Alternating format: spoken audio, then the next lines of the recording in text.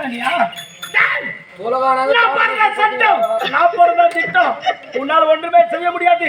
அயல்நாட்டுல பட்டப்படி முடிச்சு வந்தா நீ பெரியாளா?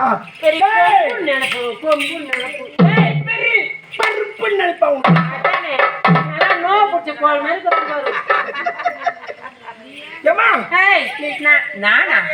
நான் நல்லா தான் இருக்கேன். எனக்கு என்ன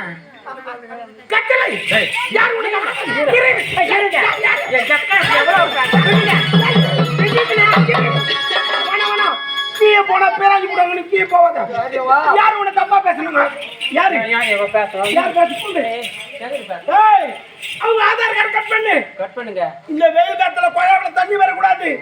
கரண்ட் கட் பண்ண வேக்காட்டுல சாப்பிட்டோம். நம்மள எதிர்பார்க்க வருமானம் ஒரே ஒருத்தர் கூட வாழ்வே கூடாது. தரமட்டமாக்கிடுங்க. ஆமா, நீர் இண்டி அமையாது உலகம் சொல்லுவாங்க. ஒரே சொட்டு தண்ணி இல்ல எங்க வரணும்? அரசாங்கத்தை நம்ம கிட்ட தான் வரணும்.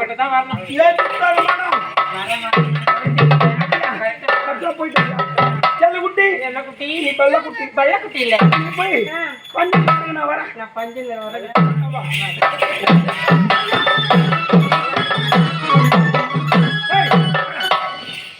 அவ யார் தெரியுமா? அவள் யாரு?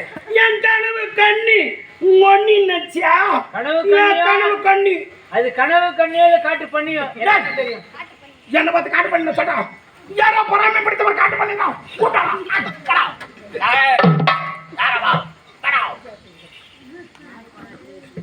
சரி, அண்ணன் கட்டளையிட்டார் உனக்கு என்ன நாடு கடத்த மாடி. நான் நாட்டு விட்டு போகணும். அதானே? நீ நாட்டில் இருந்தா நான் எப்படி ஆட்சி புரிவேன்? இந்த நாடு மனித பறிக்க வேண்டும் என்று நான் போட்ட தடா சட்டம் திட்டம் மொத்தமே நான் செய்த சூழ்ச்சி தெரியுமா? அரண்மனையை உடைத்துக் கொண்டது உண்மையாக என்னை பார்த்து கொண்டு ஆடவ பேச்சு அண்டே முடிவெடுத்து விட்டேன். என்னை பார்த்து செருப்பண்டு பேச்சுவனுக்கு போக போக செருப்பி காண்பிக்க வேண்டும் என்று நான் செய்த சூழ்ச்சி தான் கண்ணடி பையன். இறைவாயின குழம்பை வஞ்சம் இல்லாமல் வாழ்ந்து விட்டு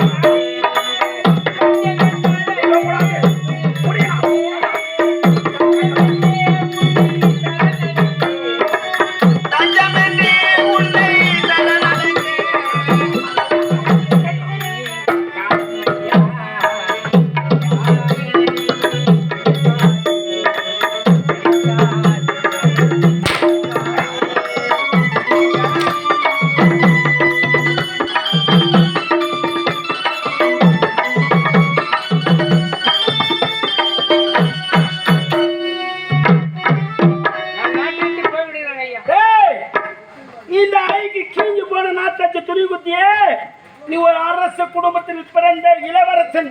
உன் கழுத்துறந்து விலை ஒரு முத்தாரு எங்கடா களவாளி போய்விட்டு கிடைக்க முடியாதுன்னு சொல்கிறேன். இந்த பூலோகத்தில் இந்த நாட்டில் இருக்கவே கூடாது. வீதி வீதியாக சென்று அம்மா என்று பிச்சை எடுத்துக்கொண்டு நாட்டை விட்டே போனோம். மறுபடி உன்னை பார்த்தால் உன்னுடைய தலை வாழ்க்கை